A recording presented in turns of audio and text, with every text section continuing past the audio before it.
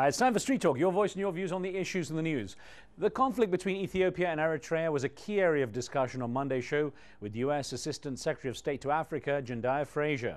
Here she is responding to an accusation made by Ambassador John Bolton on our show about her change in policy regarding the border dispute.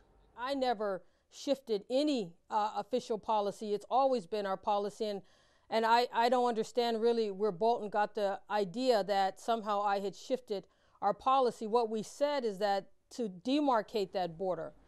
Now here are some mobile text messages we received during the show but didn't have time to air. Talash in Kenya has a suggestion for the US government. There is a lot of negative sentiment towards AFRICOM. If the US really wants to make an impact in Africa, they should look towards allowing African governments to buy generic AIDS drugs.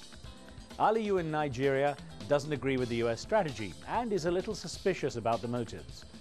The US should think of better ways of improving the lives of Africans instead of stationing troops here to get our resources. Well, also writing from Nigeria, Aiwalu in Kanu wants to bring our attention to another illness plaguing the continent. There are diseases that claim the lives of Africans more than HIV/AIDS, such as malaria. The US government should take more actions against this. The racial attacks on minority groups in London are prompting Muslim women to learn to fight back, and a new self-defense program has been developed specifically for them. The class is called Ninjabi, which is a play on the words combining hijab, the Muslim headscarf, with ninja. The instructor told us about the class in her own words. A lot of the ladies have had even minor experiences, but it has been racially aggravated, which obviously is not on in any shape or form.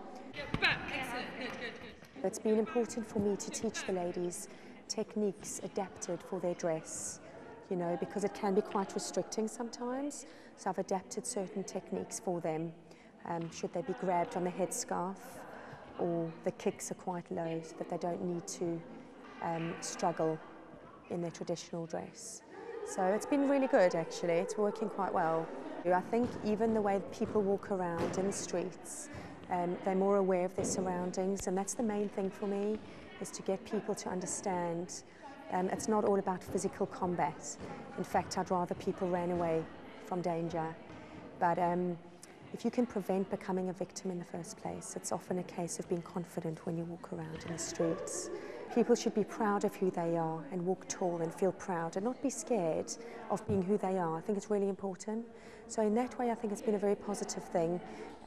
Now, there'll be a few husbands not arguing with their wives, I think. Well, a couple of the Ninjabi students gave us their views on the class for our open mic.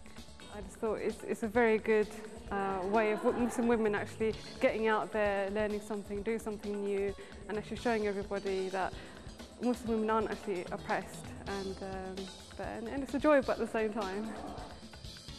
It's been received very positively. I think even the men, I don't see why they should be threatened in any way. I think they've been really welcoming as well, and the idea that their sisters, their daughters are a bit safer, you know, because they can't be around all the time to protect them, and why should we have men to protect us, you know, if we can do it ourselves?